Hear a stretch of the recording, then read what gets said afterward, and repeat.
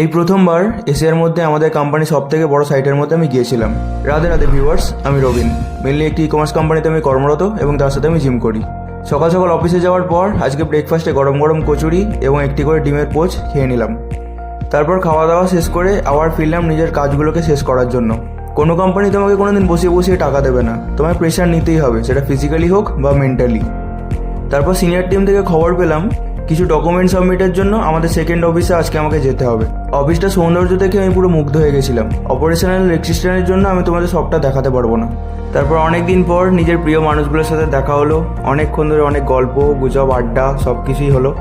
তারপর অফিসিয়াল সমস্ত কাজকর্ম মিটিয়ে সাইটের আশপাশটা একটুখানি ভালো করে ঘুরে নেওয়ার পর আমাদের সেকেন্ড অফিসকে তারপর টাটা বলে দিয়ে ফিরলাম আমাদের পুরনো অফিসের জন্য। তারপর আজকের মতো ছুটির ঘন্টা বেজে গেল। পিঠে ব্যাগ নিয়ে বেরিয়ে পড়লাম গুটি গুটি পায়ে বাড়ি যাওয়ার জন্য। প্রত্যেককে বলবো নিজেদের কাজে মনোযোগ দাও, নিজেদের ড্রিমগুলোকে ফলো করো।